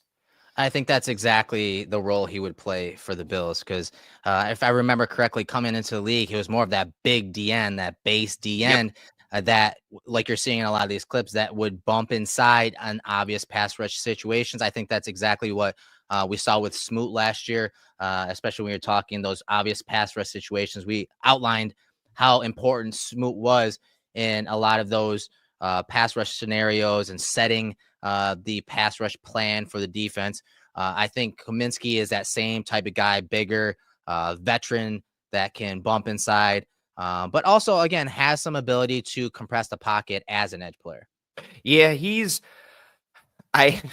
so much of the wish list and like what we were doing for this episode was like, oh, what I hope to see and what I do, like, or what I like want in my heart, but that also makes sense logically. Kaminsky was more of the one that I don't think it's a complete scheme fit because of how we operate in Detroit, but I do think he can play as like a 4-down edge, but he does have more of the traditional type of thing that they look for, like bigger bodied pocket compressor, kick inside. And I was like, okay, let me operate in that regard. But again, the tape is nice. I would have been interested to see what he would look like had he not have gotten hurt this past year. Obviously, that's a significant piece as well, right? What does he look like coming back from injury? That might make him even more cost effective. But he was a guy that really added a lot of juice from 2022 through 2023 for that Lions squad. And even some numbers in that 2022 season is when I first noticed him because they played the Bills that year. 44 pressures for him in that year. And that goes along with 16 stops. He also had 18 stops, 29 pressures in 2023. Does a lot of the dirty work. And a lot of fun things for that Lions, or did a lot of fun things for that Lions defense. And I think he would be potentially a welcomed addition for the Buffalo Bills. Eric, let's do another BetUS read. And our folks and friends at BetUS, and they have this graphic up here. Tony Gonzalez, Rob Gronkowski, and Travis Kelce. And the headline on this graphic is greatest tight end of all time. Eric, do you think one of these three are the greatest tight end of all time? And if not, who would your vote be? Or if it is for one of them, obviously feel free to expand upon that. Yeah, it sounds homerish, but him being from Buffalo, I do think Gronkowski, if we're talking greatest tight end of all time, I think it's Gronk. Reason being is as good as Kelce is and how productive he's been in his career and for how long, he came about when offenses were changing and when that tight end position was changing and kind of morphing into more of like a wide out, a split out, as opposed to being in line like Tony Gonzalez was a lot and Gronkowski was, which is why they went out and got another tight end early in the draft from Florida, whose name I will not, commit to. But I think Gronk, if we're talking overall tight end, doing everything well in line and outside, and just dominating the position, it's hard for me to look past Rob Gronkowski. Yeah, I'm a sucker for, like, my favorite tight end in the league right now is George Kittle because of what he can do as a blocker and then in line and then what he can also do as a pass catcher and receiver. And Gronk just changed. Gonzalez could do a lot of those pieces as well. And I think he was more dialed up as a pass catcher than Gronk was, but Gronk was still dialed up as a pass catcher and then could just maul you as a blocker, a defensive lineman, and a linebacker, anyone. Like, he could just bury you in a heartbeat. And his consistency, the longevity, I still really don't like him because of that concussion he gave Trey White, and that will always forever piss me off. But yeah, it's hard. And, again, no disrespect to Travis Kelce, but I just think Gronk's ability to impact the game as a blocker and as a pass catcher, and to do both of those things at a high level, like a very, very high level, it pains me a little bit because I also just still will forever hate the Patriots, but I will go with Rob Gronkowski as well. Tony, I always thought nobody would surpass Tony Gonzalez. True for me. So yeah. I'm gonna go with Gronk as well, which makes me hate myself. But alas, here we are. And again, that graphic presented by our friends at BetUS. If you are looking for a new sports book this football season or any sports season, BetUS is your answer. Fastest payouts in the industry, 150% bonus on your first deposit, and then a 125% bonus on your next 2 deposits up to $2,000 with code YouTube150. That's YouTube150. They have a fast and easy deposit and withdrawal process, 24/7 personalized service, 365 days a year, live wagering on all major games, the best betting variety in the business. They allow you to get 10% back on your net losses twice a year, and they also can give you your very own personal account manager. Go to BetUS for all of your sports book and betting needs. All right. So if you guys haven't noticed, we've skipped over linebacker a little bit, and we're probably going to do some of that with the safety position too. Because again, we think the priority should be D tackle, D end, and cornerback, especially if you have been listening or watching us over the last few weeks and how we've been getting after the corners and how Elam didn't stand up and how Douglas struggled on the back end of the season. And so we're going to move the cornerbacks and do some scouting reports and picks for the cornerback position. But I will admit, this was difficult. I know you agree. This was difficult to do based on, again, what philosophy we want to see them tweak to and kind of pivot to, but mainly because also the cornerback class that is out there on the free agent market and how, as bad as Kaiir Elam played in that game against the Chiefs and how, based especially where he was drafted in the draft, he still stacks up pretty well versus if we're talking traits and fit, he still stacks up pretty well. So this was very difficult. I know you share the same sentiment, but the first guy I picked was Shaq Griffin. I love his size. Really bigger corner, 6 foot, nearly 200 pounds, very good size and physicality. Pretty strong in man coverage. He excels in man mirror, which is a big buzzword for us in this episode. Good at reading body language, the route awareness and anticipation skills of routes and route concepts, especially if we're talking down the field. I thought some of the plays you're going to see in some of this film, like right here where he is in trail technique, that's a big thing in the Bills defense, especially on third downs. They play like cover 2 man like 7% of the time. He reads those hips of the wide receiver down the field really well and makes plays down the field. Solid tackling. He does not like to bring his arms, but he will come down and throw his body at around a ball carrier to bring him down. So I'd like to see him obviously wrap up there. He gets crossed up though. At times, those route runners, those sudden guys will cross him up on releases at the line of scrimmage. And so he'll also lose guys in his blind spot. If we're talking like 10 to 12 yard outs, he'll be in that press bail and let that guy get into his blind spot. And overall, he does have a ceiling when it comes to his burst and acceleration and footwork. Lacks the top end speed, and you'll see his feet kind of freeze up and get stuck in that foot fire stage where he needs a break and on the ball and come downhill.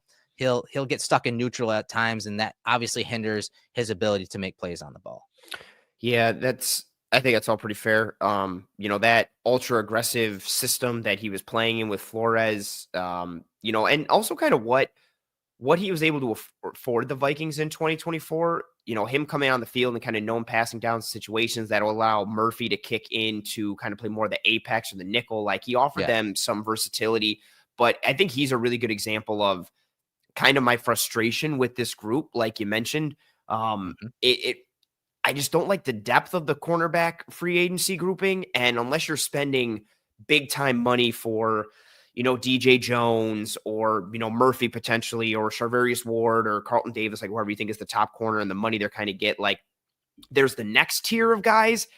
And then to your point, it's really kind of a lot of slim pickings where it's like, okay, would I kind of rather just stick with Kaiir Elam and go from there? I think Griffin is a good starting point for this CB conversation because he's somebody that provides a floor and a known quantity and can get the job done for a lot of the things that we're looking for. But you would also ideally like to pair him with a corner in the draft, maybe on day 1 or day 2, depending on how that goes. And then maybe he's your CB3, which kicks Elam to 4 and the rookie wins out, or the rookie's not ready and Griffin starts a little bit and you work the rookie in, something like that. Like, Griffin wouldn't be the holistic answer. And I think that's the conversation for a lot of these guys that are affordable for the Bills. If they're bringing in a corner 2 from the market, it's probably somebody that you would ideally like to pair with a day 1 or day 2 corner to compete for the starting CB2 role going into the season. Yeah, and to wrap it up, for like last year he made 4.5 million AAV.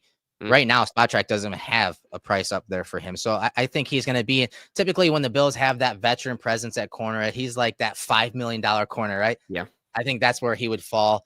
And again, that veteran presence. And again, hopefully they can bring a guy into the draft, start developing someone there. But at least a veteran presence in the room who has the ability to do some man mirror stuff. But like you said, in that Flores scheme, he's able to, make trigger and on the ball and go make plays if the pressure is working up front. But again, down the field, that's what really surprised me. The down the field anticipation of routes on those vertical routes, that was interesting to me. And I didn't expect that from him. But overall, he's okay. He's okay. I mean, I'm not gonna try to sell you guys like this guy. He's okay. He's not my first choice.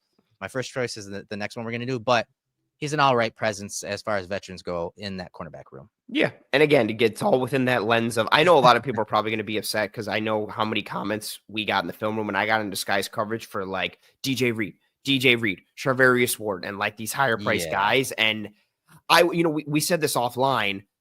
I would much rather pony up for DJ Jones and then pay like a lower tier corner and also draft a corner than I would pay for the higher tier corner potentially. Again, it all depends on how the draft board falls in that, but it's just knowing what that pass rush brings, what the defensive line needs versus the secondary. I'm just going to go with the order that I have these guys on the dock. If anyone knows me, I think, and also knows this free agent class for corners, this one probably isn't a huge surprise. And I do want to get this out of the way. Like, I'm not picking this guy purely because of heart. I do think he is a good player and I do like him and I do think he can be a fit. So this isn't purely just, I've been waiting for 4 years to finally do this. But my first guy is Asante Samuel Jr. Shoulder injury. Yeah. On brand. He had a shoulder injury in 2024. He was put on IR, season ending after 4 weeks. It was labeled a shoulder injury early in October, and he said that he had suffered a reoccurrence of stinger symptoms that had been bothering him at other points in his life. So he was shut down for the year. Spot Track has him listed at an average annual value of $11.5 million. I don't think he's going to get that much. That's crazy. I do not think he's going to get that much. No. Like, he is the level of splash corner I could kind of see. Maybe even the other guy that I'll talk about after. But I think realistically, Samuel maybe could push double digits, but I think he's somewhere around $8-9 million a year max.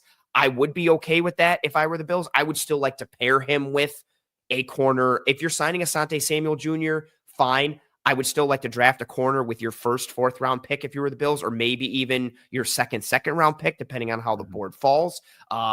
But I'm going to run the tape here, talk about him a little bit. He's sticky in man coverage. He understands leverage and help. He's comfortable in press man and off man. When he is in press, it is that soft shoe man mirror type of style. I like how he has his eyes on the QB and zone. He's also able to kind of maintain spatial responsibility while reading the quarterback. Biggest issue for him is tackling. He will miss some tackles, and part of it is due to his size. I think a lot of it, though, is due to technique. I would say it's about 65-35 in terms of technique because he is a willing tackler. He just needs to be more responsible with it. You'll see him come up and stick receivers, stick running backs. He is willing. He just needs to be coached up more and operate better from a technical standpoint. I do think, again, the size is going to play a role because he is on the smaller side, but I do think it's a significant amount of technique that's his missed tackling issues. A good coverage and adjustment communicator pre-snap. I like his ability to stay over the top in coverage. He looks to jump routes, which can be a little bit risk reward, but he does a good job anticipating breaks and diagnosing. He's got a quick trigger, good short area burst and quickness. I really like, and we saw it in the first couple clips to lead off here. Some of these are from 2023, some from 2024, a couple of them from the 2022 playoff game against the Jags. I really like how he collects and passes off from the route distributions, especially as a cloud corner. That feel for the space, that feel for who's leaving my zone, who's coming, how I can manipulate the quarterback, how I can impact him. You're seeing him, especially again in, this first one against Kansas City is him just making a good play. But the next couple show that ability to kind of come off from his zone, read the quarterback's eyes, a la Trey White that we would see from time to time. That ability to pick guys up and collect. This first one against Jacksonville, I really like here. Kind of that cloud roll, lets his guy go, sees the drag, jumps it, picks it. Yep, that's a really great play. The next one against Indianapolis is one I really like as well. Like, watch how he just lets the quarterback lead him to the football. He's not just going to cover grass and then bang, like jumps it. I would welcome that into the Bills defense.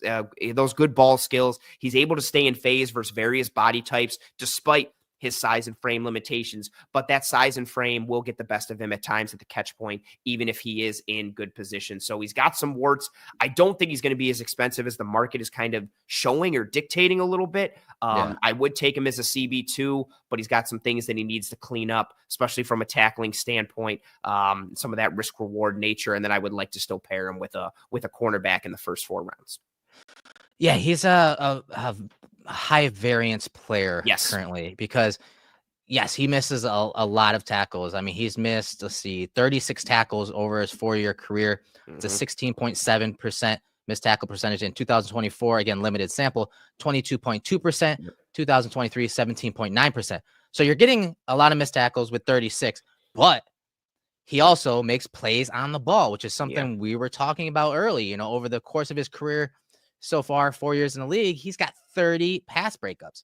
1 last year, 11 the year before, 11 the year before that, and then 7 his initial season in 2021. So he's got some variance to his game, but he's also a guy that, in like a lot of these clips, he is primarily an off corner, and that's not a bad thing. It's the Bills, obviously ask their guys to play off coverage a lot, especially if they have that ability to jump the play, like we saw Rasul Douglas do the back half of last year after they traded for him.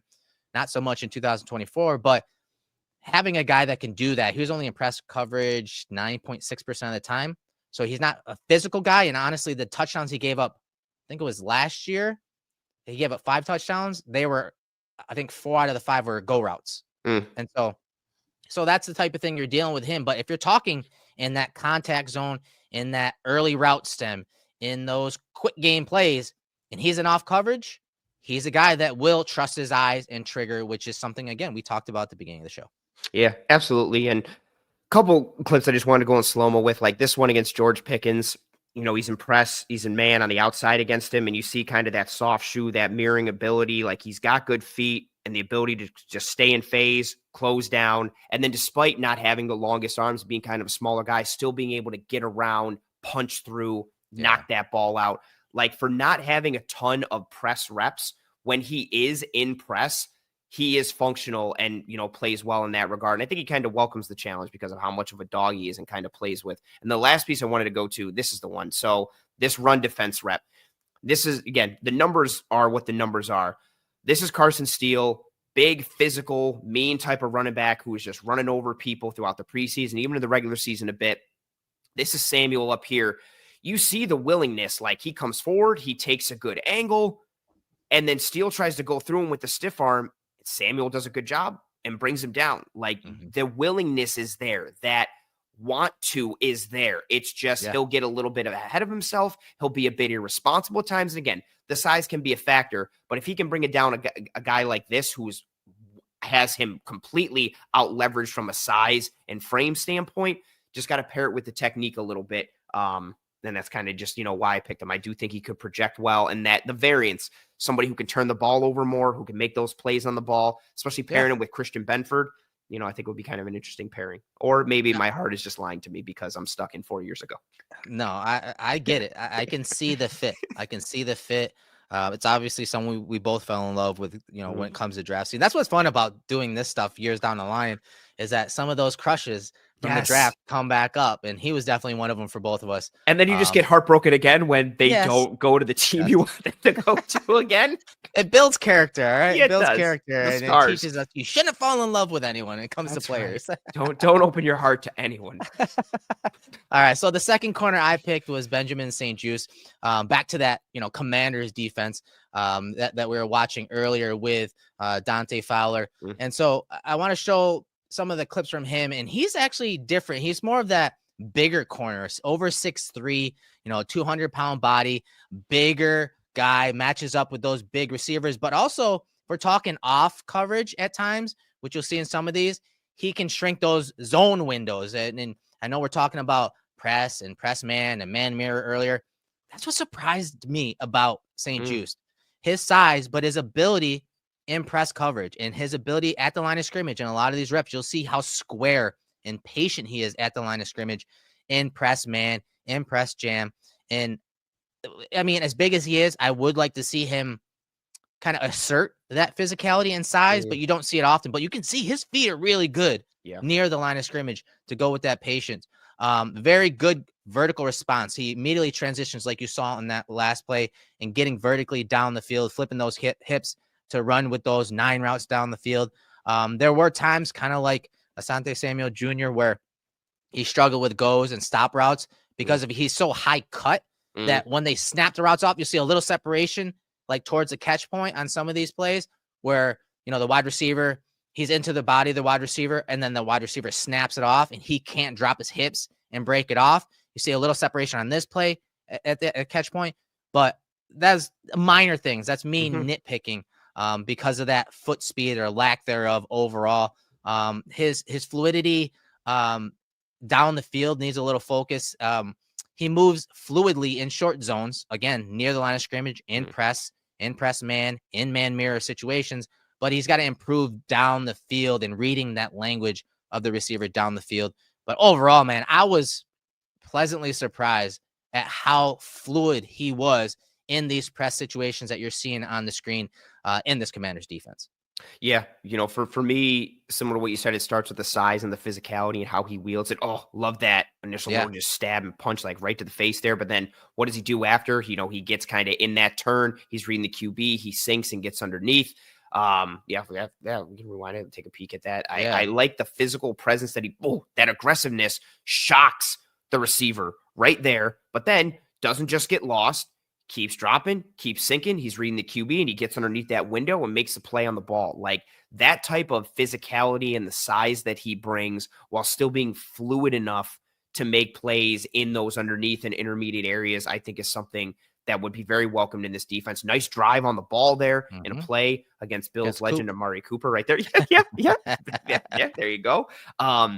He's someone who, this is what I think, like, if the Bills sign a corner in free agency, this is the level that I expect. Like, I literally could see it being St-Juste. I liked him coming out from Minnesota. I knew you had him on the dock, and I didn't want to, again, double dip too much. I think this is a very realistic signing. I think he's a fit given what we're looking for. He's a fit from a cost-effective standpoint. And again, you take him, you're pairing it with, probably getting corner somewhat early in the draft. But I think, again, I like the length and size, but it's not length and size and having to sacrifice too much athleticism or having to sacrifice too much foot speed. Like, yes, he's more dialed up with length and frame and size in that, but he's not Brandon Browner, where it's just all length and frame. And it's like, oh, this guy's foot speed is a liability. And it's like, he's got cement bricks on his feet. Like, you see the limitations that he has, but it's not enough to completely detract from the advantages of the size and frame and length and then the press ability as well. All right, so we wrapped up our corner targets, right? So I got who one else more. You got one more. This one kind of frustrated me, but I'm going with it.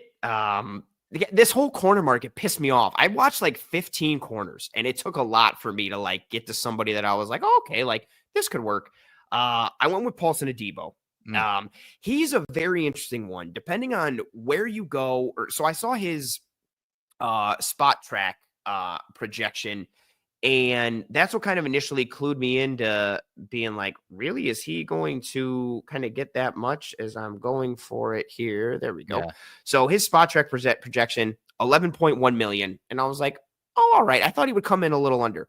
Some sites have him projected at like 14 or 15 million a year. Some people think he's the third best corner in free agency. There's a varying amount of, kind of reports out there on Debo when it comes to the financial things. A significant piece of it, he broke his femur in week 7 this past year, which we'll see how he's recovering. He's already starting to run and do treadmill work. We'll see how that affects his price tag. But the main reason I picked him, it's because how comfortable he is in press coverage and what he offers from that skill set. So I will run the tape here as I discuss him here. So again, comfortable in press. Again, he broke his femur in week 7 last year, but if just take that, weeks 1 through 7, he had the 17th most press snaps in those first 7 weeks. He's comfortable in press man, off man. He can play match coverage, which they do a lot of in New Orleans. Really good as a cloud corner. I do think he needs to be better at the collision point, and in undercutting in breakers, digs especially. He will allow wide receivers to kind of straighten up and get into him a little bit. And Snedgerman coming out of college, 91st percentile. But I do find him a little bit stiff-hipped, and I would like him to sink his hips a little bit more. And I think that shows up a lot when ability to sink his hips caused him to have to take like 5 or 6 steps to be able to kind of put the brakes on and come back out against it. Plus, he always aims to stay over the top on guys, so that can, leave him a bit susceptible. But overall, I think he has the physicality, the size, and the play style and the comfortability in press and in man that we talked about. 79th percentile for height, 73rd percentile for weight, 6'1", 198 pounds, 71st percentile for wingspan, 95th percentile for hand size. Does run a 4.45, has decent enough recovery speed. We'll see what the broken leg yields, but I think his ability to kind of make some plays on the ball with physicality, stay in phase. And again, for me, the big thing was just how comfortable he is in press and his effectiveness in it. Yeah, I think I agree with you. I think he is a little upright when it comes some hitch, and it'll allow guys to get past him and get over the top. Yeah. But I think overall, if we're talking man coverage, man mirror ability, I think that's where he does it. Interesting with that injury. I think he's one of those guys that, like you said, it's going to affect that contract. But more importantly, I think he has to do a 1-year deal. I think he has to do a 1-year deal, prove it deal. And if he does, then he's going to make his money, because especially if we're talking being a man cover corner, he makes plays on the ball when he's in man coverage. That is valuable to a lot of defenses. And like we let off with, that's something that we'd like the Bills to do a little more of, but we'll see where it goes. But he's a guy that when I looked at the cornerback market, I'm like, yeah, I'd like to have him, especially if they do want to play more man. But then I thought to myself, like, oh, yeah, that price tag is probably gonna be hefty. But with the injury, that does change things. And maybe he has to do that 1-year deal to prove it that he's a team will commit to him long-term. Yeah. And that's legitimately where, my head is at. I don't know if he's going to get double-digit average annual value, but maybe even if he does, it's 1 year, 10 million. But I could see him doing like a 1 year, a 1 year 8, a 1 year 9, somewhere around there. And honestly, that might intrigue me a bit for the Bills if that's the type of splash they do. And then you pair that again with a corner somewhere in the draft, and maybe use the draft to load up on defensive linemen. And then you're also kind of bringing in, a Tier Tart or a Roy Lopez or, Sebastian Joseph Day or whoever else, they can kind of do, and how they piecemeal it together. I am interested because I do think based on the cap moves that they can do, which we'll talk about on the salary cap extravaganza tonight, I do think they can free up enough money to make, quote unquote splash. But I think that splash is someone along the lines of DJ Jones, Paulson Adebo, Asante Samuel, someone who's like 8 to 9, maybe $10 million average annual value, and they're going to have some warts that come along with it. But that broken leg he has is a big thing for him. Yeah, and just to wrap that segment up, the comps that they used, Spot Track used for him was Rasul Douglas, whose average salary last year was $7 million. DJ Reed, $11 million average salary. Tyson Campbell obviously just got paid $19 million. And then Jonathan Jones at $9.5 million. So I think, that 7 to 10, 7 to 11 range for a 1-year deal, I could see that being the starting point for him, because again, he actually is very productive when you're talking, making plays on the ball. And I think he's still ascending. I think, if he hadn't gotten hurt, man, like I think he would have had a very good year and gotten paid. Yeah. And you know what sucks for him too is because they traded Lattimore. Like he would have gotten the shot as like the true one in that defense. And we would have really gotten a good glimpse of what he could be in an elevated type of role. I do think he's part of what intrigues me too with him for the Bills. And again, I do think to your point, he's still on an upwards trajectory. I do think he's fit for more of like a solid CB2 role, similar to Samuel. And with how Benford is ascending, that's also part of this conversation too, right? And you and Carl Jones did a great breakdown that's up on the channel.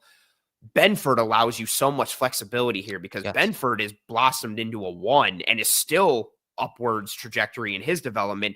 It gives you flexibility like, okay, do we want a middle level CB2? Do we want a low tier? Do we want a draft? Do we go with a 1 year? Because you've got Benford, hopefully longer term because they sign him and extend him and do all the things that they need to, but he gives them a lot of flexibility in terms of what they look for financially and skill set wise and long-term commitment and age in that CB2 spot. No doubt. And so like we had talked about, we kind of glossed over the linebackers. We're glossing over the safeties. We committed this time to the D tackles, the D ends, the cornerback position.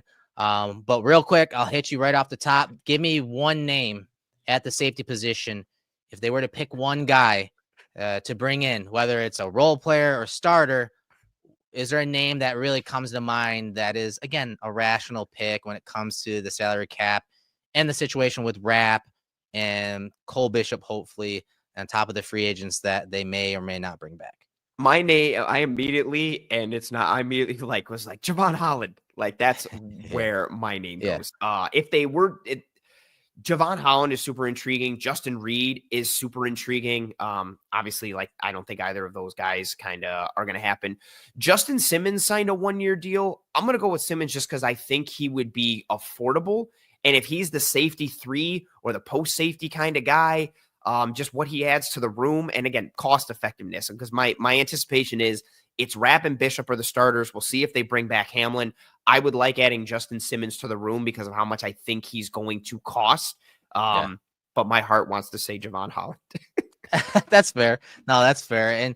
And the guy I picked, I watched some film on him, and he's another guy that came out of the Utah system. He's just over 26 years old, out of the Colts system. I know where this is going. Yep. Julian Blackman. I've always liked this guy. And again, especially if we're talking post safety, he had some of the most snaps at post safety last year. He plays very, very fast. He's a guy that I really like when it comes to if they needed a post safety for the next year or two, quick feet, immediate transitions. Like as soon as he opens up or makes that decision from the shoulders up, he's gone, right? He's gone, always around the ball. And I like him in zone or man situations, but just set him on the post. He's got the range. Set it and forget it. Yeah, set it and forget it. He's a guy that comes to mind on top of, the low hanging fruit, Andre Sisco. He's Jaguar. So obviously the Nielsen a good kind of jag, not a bad jag. Yeah. No, this was a fun episode. I know we went super long. We did for this one, and again, hopefully you guys can go back and listen or watch some of the clips on these guys. Just again, we wanted to frame this portion of free agency coming up from the defensive side of the ball, the needs that the Bills have, what we're looking for in role players or starters at certain positions, and just where we believe the priority should be. But you know how it is, man. When it comes to free agency and the draft, we could spend all this time doing this and they go in a totally different direction. But again, this episode will get your wheels going, get you thinking a little differently, we hope. Yeah, exactly. That's the aim and goal here. And it's even, I'll speak for myself, but I know you get a little of this too. Like it's hard to do these and know like, okay, this is what they've done traditionally. This is where we think they'll go. This is where we'd like them to go. And then we also have how our hearts operate for certain players or skill sets that we gravitate towards. And you're trying to combine all of that to make these realistic and logical projections and then have the tape and the metrics and the financials attached to it. It's always very fun and interesting. And we hope you folks enjoyed this episode. If you have any questions on any specific free agents or guys you want us to dive into, focus on an episode or something you want up on the website, social, anything and everything, get at us in the comments on YouTube, on Twitter, at the Cover One handle, Cover and the number one. You can get at Eric's personal at Eric J. Turner. I'm on Twitter at pro__ant. Get at us on there with anything and everything you have, questions, thoughts, comments, concerns. We hope you folks enjoyed this deep dive into our free agent targets on the defensive side of the ball and the whys behind it. Next week, we will be doing the very same thing for the offensive side of the ball. We'll see how that goes. A bit of a different conversation considering the state of the offense, but a very important one to have nonetheless. Eric, anything for the people before we say goodbye? Yeah, get to the Cover One YouTube channel. Check out the Christian Benford breakdown I did with Carl Jones, former DB. He did a great job and slowing the game down and breaking down Christian Benford's game and why he is, by many respects, getting into that elite category of the cornerback position. That was a fun breakdown to do in that film room feature with him. So check that out on the Cover One YouTube channel. Absolutely. And while you're there, check out all the other content we have across all the shows on the YouTube channel as a whole, audio platforms as well. If you're watching the film room here on YouTube, turn on notifications for the film room playlist. Drop a like on this video if you would be so kind. Likes are the lifeblood of these streams. If you are listening on one of the podcasting apps or platforms, that is greatly appreciated. Hopefully you folks know the focus we've been trying to put in that regard. Please rate and review, subscribe. Let us know how the audio piece is coming along for you folks. Word of mouth is also tremendously helpful. Tell your family, friends, and loved ones about the show, the brand, the channel, anything and everything. We greatly appreciate all of the support that you folks throw to us in whatever form or fashion it comes in. We hope you enjoyed this episode. Enjoy the rest of your Wednesday. Enjoy the rest of your week. We will see you next Wednesday for this very same themed out episode on the offensive side of the ball. And until we see you, I'm Anthony Prohaska. That's Eric Turner. This has been another episode of the Film Room powered by BetUS Sportsbook and Casino. We hope you and your family and friends and loved ones are all doing well and staying safe. Be kind to one another. Take care of one another. We'll see you when we see you. Godspeed. And as always,